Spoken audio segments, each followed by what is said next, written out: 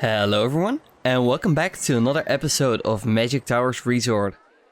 So, in the last episode we of course built the dark ride that we have over here, which is called Fantaji Shinrin, which is a Japanese name that I just ran through Google Translate because I don't actually know Japanese or anything, but I think it kind of fits with the area and the theme that we have going on for this area.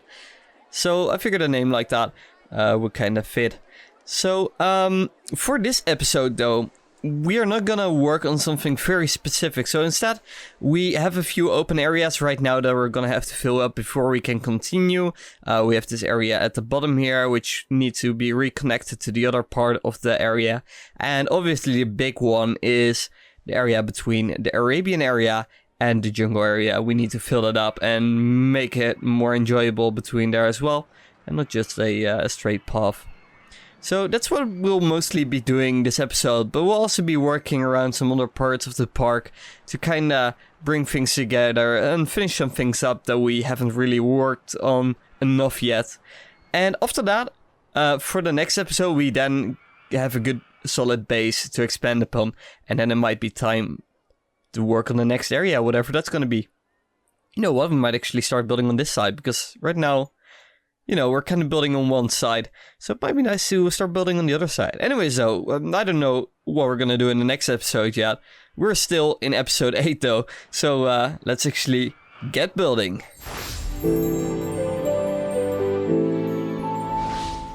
So in the previous episode I already kind of hinted at this, but I figured that this corner here, between the corner of the dark ride basically, would be a pretty good location for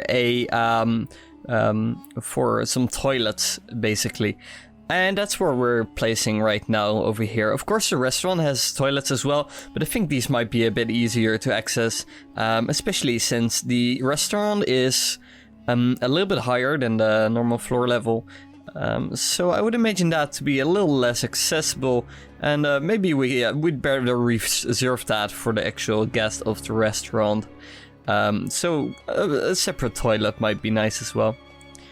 Here though, I'm gonna start on the path between Arabian and the jungle area, and my idea for this was to create a little Arabian market basically.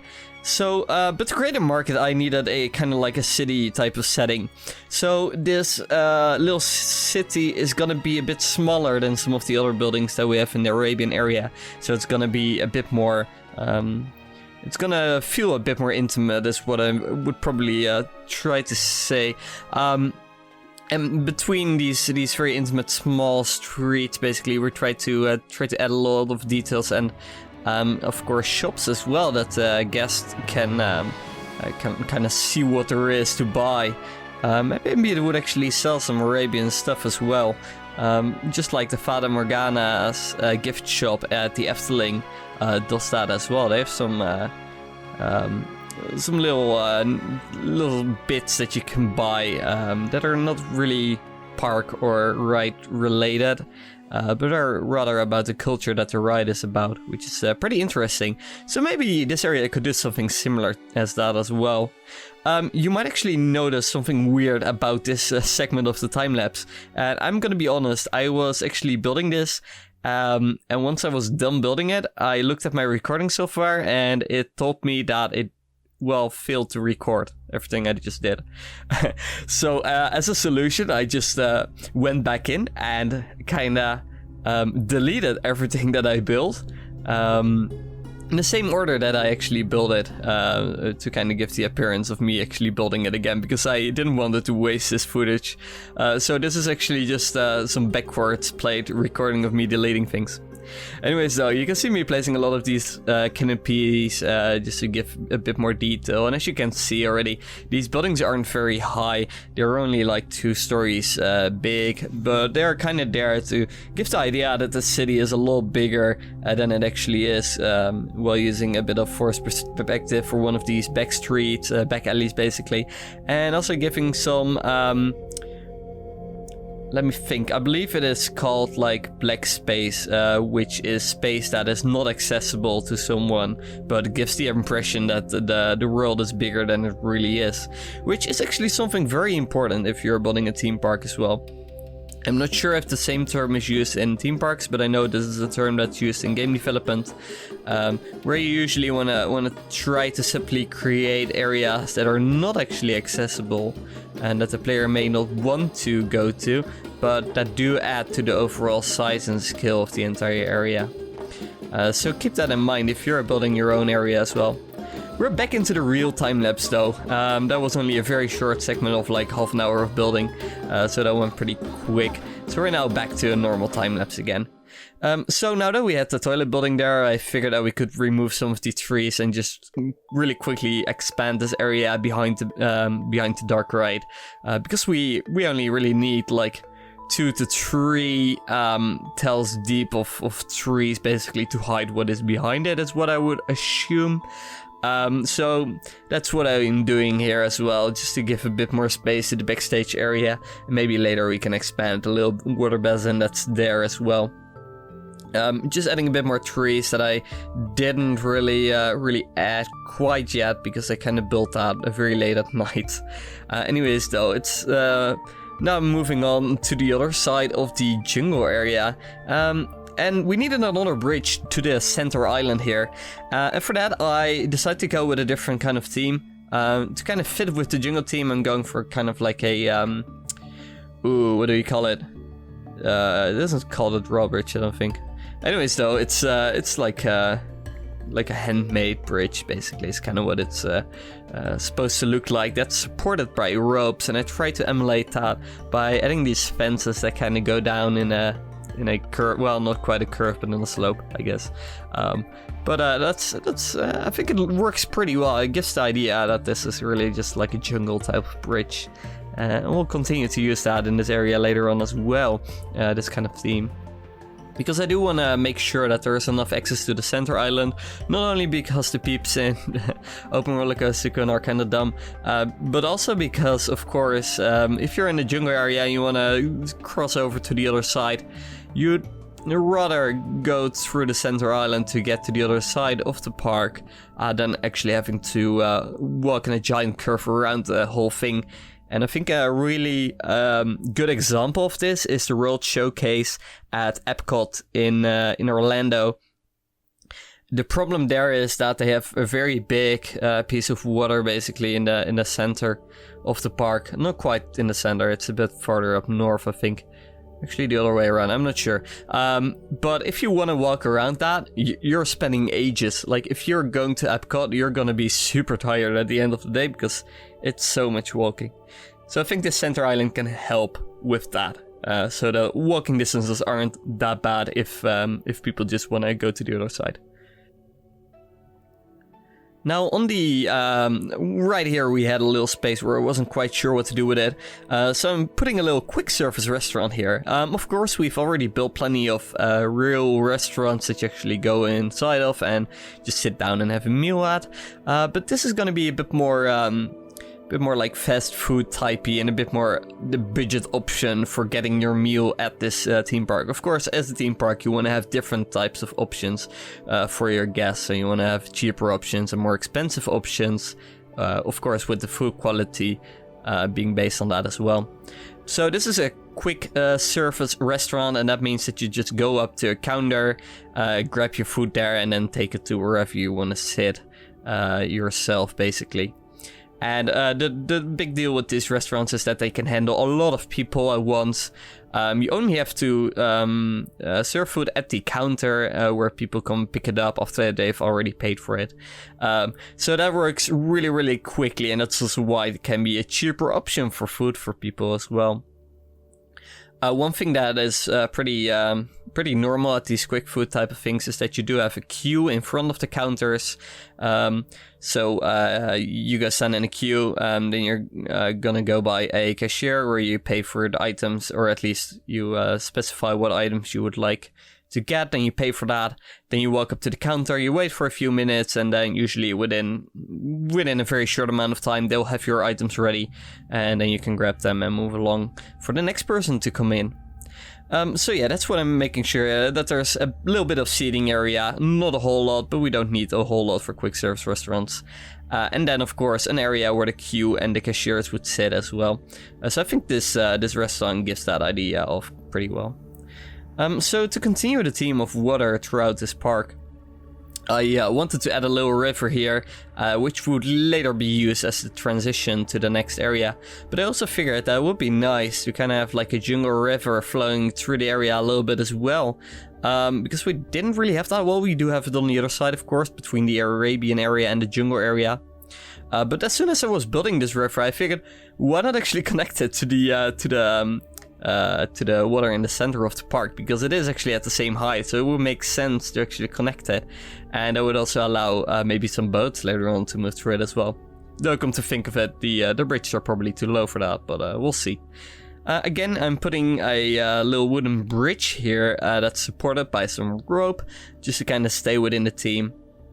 Now for the next area, I think we'll have a very small buffer of jungle, just to kind of make sure that from within the jungle area you really are within the jungle. And after that we can continue with the next area and probably make use of this jungle area to hide some of the backstage of the facades of the next area.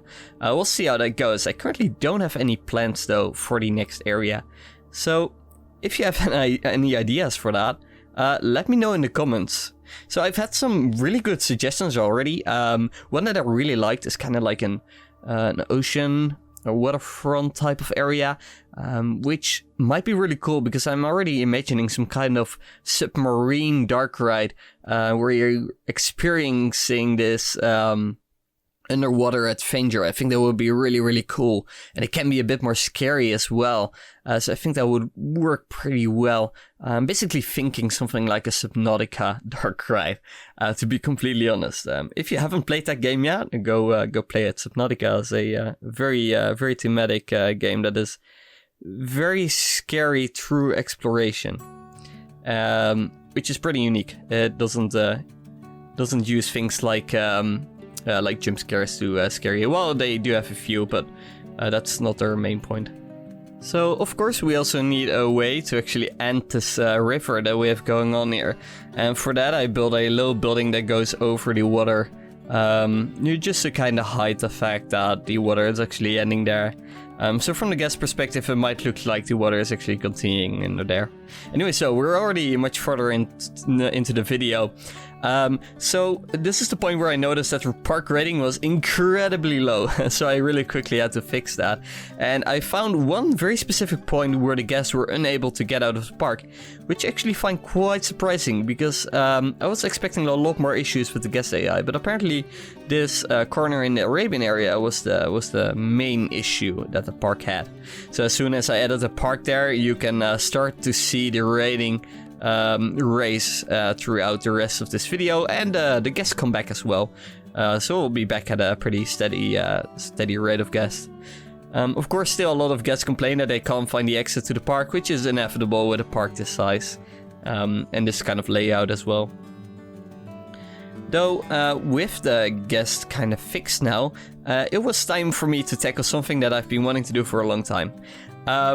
There have been some issues with this coaster, especially with the mid-course brake run, which wasn't in a very efficient position.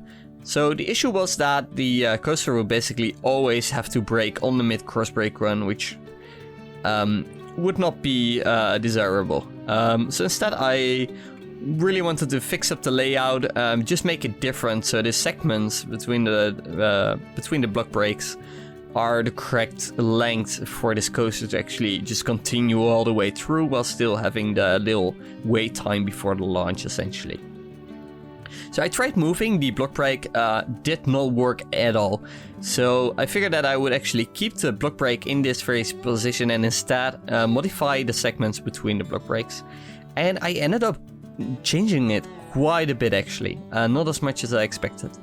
But that's also nice because that now allows me to reclaim some of this land back for the backstage area, which was pretty slim already. So that's actually quite nice. So you can see me struggling a little bit with finding a layout that actually makes a little bit of sense and it still works. So you just see me going in, trying an idea, testing it, seeing if it works, going back, figuring out, seeing that it does not actually work and having to edit it once again. And it kind of continues on and on. Sadly though, we did lose one really cool part of the ride, and that's the part where it goes through the through the tower there above my cursor. So the issue with that was that segment was just way too long, so I had to shorten it. And to shorten it, I eventually decide to just not make it go through that building anymore and kind of fix up the building. To not make that a very exciting bit anymore. But it really helps the layout. So, you know, you win some, you lose some. That's just how it goes. Speaking of winning some, we now have a coaster that actually runs smoothly, and we were able to reclaim some land for the backstage area. So I think that's a pretty alright deal.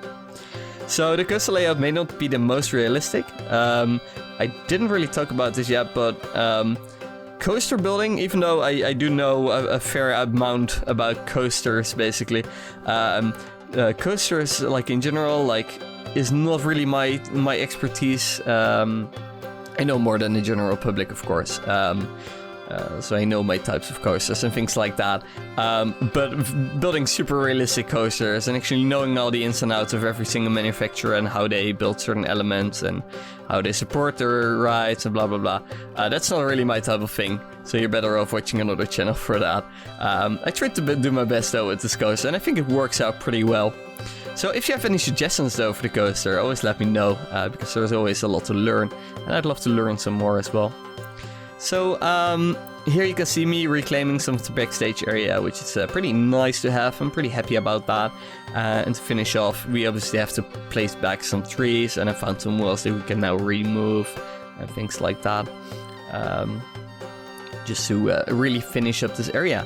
And when that is done, I'm actually I'm pretty happy with how everything turns out. So the Arabian area is like basically done now. The jungle area is basically done as well, because the next thing that we do to the jungle area will just be the edge of it, and that's about it for the jungle area, and then we can already move on. Of course, right now I have two things in my mind, either the next area or the shopping district. We can continue with that as well. If you have a preference for one of the two that you'd like to see in the next episode, please let me know in the comments. And if you like this video, make sure to like the video as well. Oh, and one last thing though. Make sure to stick until the end, because after I say bye-bye, I usually put in a little segment where I show what I actually build in a pretty cinematic way. So if you like that, make sure to stay tuned. Anyways, make sure to subscribe, share this video with your friends if they like it as well, and I hope to see you guys in the next one. Bye-bye!